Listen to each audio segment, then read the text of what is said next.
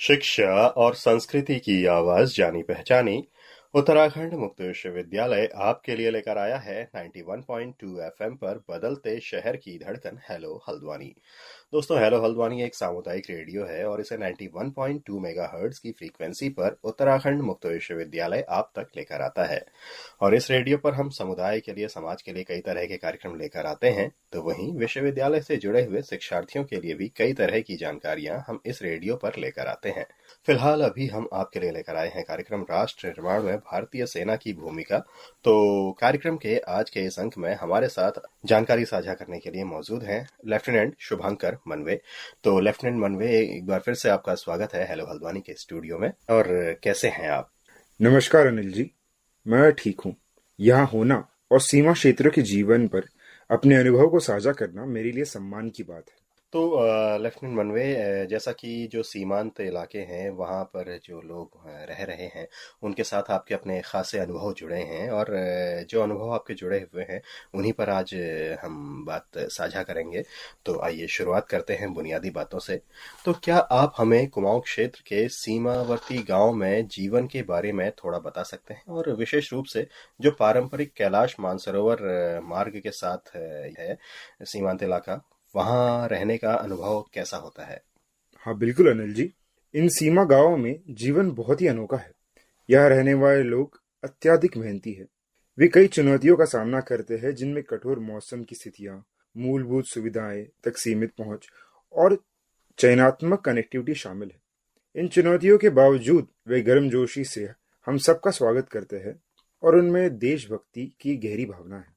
ये काफी बेहतरीन बात आपने हमारे श्रोताओं के सामने रखी। तो क्या आप हमें इन चुनौतियों के बारे में थोड़ा बता सकते हैं जिनका अभी आपने जिक्र किया है? निश्चित रूप से सबसे बड़ी चुनौतियों में से एक कनेक्टिविटी की कमी है। सड़कें अक्सर बर्फबारी या भूस्खलन के कारण बंद रहती है और ग्रामीणों को बुनियादी सुविधाओं जैसे कि स्वास्थ्य सेवा और अन्य आवश्यक सुविधाओं तक पहुंचने के लिए हेलीकॉप्टर या चयनात्मक सड़क पहुंच की आवश्यकता होती है। इसके अलावा कठोर शीतकालीन और मानसून के दौरान अनियमित सड़क कनेक्टिविटी जीवन को और भी कठिन बना देती है। तो लेफ्टिनेंट मनवे, आपने बताया कि किस तरीके की जो मूलभूत चुनौतियां हैं वहां पर जो रहने वाले लोग हैं उन लोगों के लिए हैं। तो धारचूला और पिथौरागढ़ से सीमा गांव, खास करके गुंजी और आसपास के गांव में रिवर्स माइग्रेशन या फिर जो वहां पर से पलायन है उसे नियंत्रित करने के लिए बहुत चर्चा हो रही है। तो क्या आप हमें इस प्रवृत्ति के बारे में, या फिर जो ये रिवर्स माइग्रेशन है इसके बारे में थोड़ा और बता सकते हैं? हाँ निश्चित रूप से अनिल जी, रिवर्स माइग्रेशन एक प्रवृत्ति है जहां लोग शहरी क्षेत्रों जैसे कि धारचूला से अपने पूर्वजों के गांवों में वापस आ रहे हैं। यह मुख्य रूप से इन गांवों में जीवन के स्तर में सुधार से प्रेरित है। औप सद्भावना जैसी पहले और सीमा सड़क संगठन, जिसको बीआरओ भी कहा जाता है, के प्रयासों के साथ इन गांवों में बुनियादी ढांचा काफी हद तक सुधरा है। यह एक क्षेत्र की प्राकृतिक सुंदरता, रोजगार के अवसरों में सुधार और समुदाय की भावना के साथ मिलकर लोगों को अपनी जड़ों के पास वापस ले जा रही है। तो काफी बेहतर ये बात हमें लगती है सुनने में लेफ्टिनेंट मनवे। तो पर्यटन भी इस क्षेत्र में आर्थिक विकास का एक प्रमुख साधन हो सकता है। तो क्या आप हमें सीमा क्षेत्रों में पर्यटन के महत्व के बारे में भी थोड़ा बता सकते हैं? बिल्कुल, पर्यटन इन सीमा क्षेत्रों की अर्थव्यवस्था को बदलने की क्षमता रखता है। ओम पर्वत, आदि कैलाश और ओल्ड लिपुलेख दर्रे से कैलाश मानसरोवर दर्शन जैसे आकर्षणों के साथ धार्मिक पर्यटन की बड़ी संभावना है।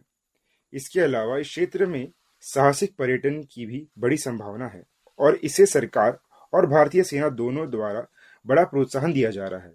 यह रोजगार के अवसर पैदा करती है, स्थानीय अर्थव्यवस्थाओं को उत्तेजित करती है और जीवन के स्तर को सुधार देती है। तो लेफ्टिनेंट मनवे, अभी हमने बात की रिवर्स माइग्रेशन और पर्यटन से जो आय का एक साधन हो सकता है इसके बारे में।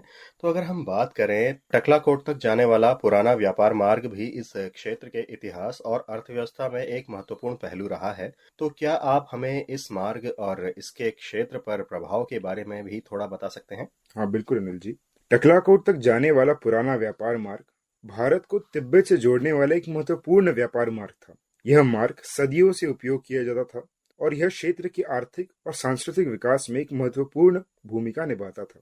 आज भी यह मार्ग स्थानीय व्यापारियों द्वारा उपयोग किया जाता है और यह क्षेत्र की पहचान का एक महत्वपूर्ण हिस्सा बना हुआ है।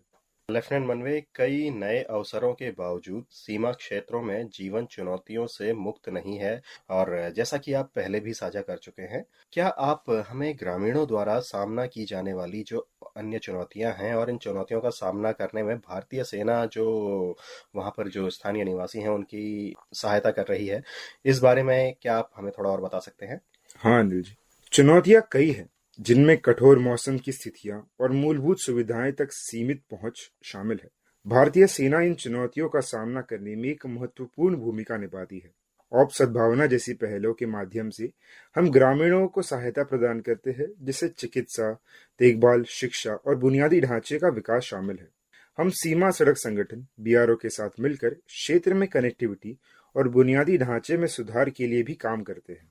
अभी आपने बात की कि किस तरीके से भारतीय सेना इन क्षेत्रों में रहने वाले लोगों को अपने जीवन में आने वाली कुछ चुनौतियों का सामना करने में मदद करती है। और अगर हम बात करें सीमा सड़क संगठन की, जो कि आपने अभी जिक्र किया बीआरओ का, तो ग्रामीणों को रोजगार के अवसर प्रदान करने में भी एक महत्वपूर्ण भूमिका ये निभाता है। क्या आप हमें बीआरओ के इस क्षेत्र में पहलों के बारे में भी बता सकते हैं? हाँ अवश्य। बीआरओ इस क्षेत्र में कुछ अद्भुत काम कर रहा है।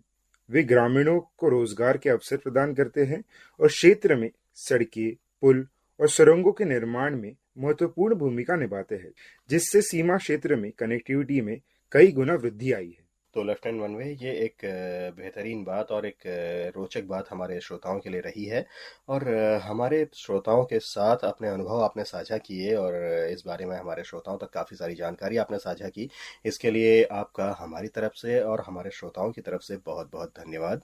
धन्यवाद अनिल जी। यहाँ आना ही हमारे लिए एक सौभाग्य था और यह आपके श्रोताओं के साथ अपना अनुभव साझा करना हमारे लिए एक बढ़िया अवसर था। तो लेफ्टिनेंट मनवे, आपका एक बार फिर से बहुत बहुत धन्यवाद हमारी तरफ से और हमारे श्रोताओं की तरफ से।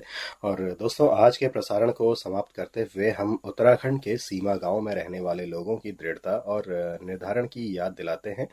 और इन चुनौतियों के बावजूद वे गर्मजोशी से हम सबका स्वागत करते हैं और उनके अंदर देशभक्ति की गहरी भावना भी रही है। भारतीय सेना औप सद्भावना जैसी पहलों के माध्यम से और सीमा सड़क संगठन इन चुनौतियों का सामना करने और ग्रामीणों को रोजगार के अवसर प्रदान करने में एक महत्वपूर्ण भूमिका निभाते हैं। जब हम भविष्य की ओर देखते हैं तो ये साफ हमें दिखाई देता है कि पर्यटन इन क्षेत्रों में आर्थिक विकास का एक प्रमुख चालक बना रहेगा। ओम पर्वत, आदि कैलाश और ओल्ड लिपुलेख दर्रे से कैलाश मानसरोवर दर्शन जैसे आकर्षणों के साथ ही ट्रैकिंग, साहसिक पर्यटन और तीर्थ यात्रा पर्यटन की बड़ी संभावनाएं हमें यहाँ पर देखने को मिलती हैं। इसके अलावा टकलाकोट तक जाने वाला पुराना व्यापार मार्ग भी इस क्षेत्र के इतिहास और अर्थव्यवस्था का एक महत्वपूर्ण पहलू है, जो भारत को तिब्बत से जोड़ता है और क्षेत्र के आर्थिक और सांस्कृतिक विकास में एक महत्वपूर्ण भूमिका निभाता है। और उत्तराखंड के सीमा गांव की इस यात्रा में हमारे साथ शामिल होने के लिए लेफ्टिनेंट मनवे, आपका और हमारे सभी श्रोताओं का धन्यवाद। और इसी के साथ मैं अनिल भी चाहूंगा आज के इस कार्यक्रम से इजाजत। फिर आपसे मुलाकात होगी, तब तक के लिए नमस्कार।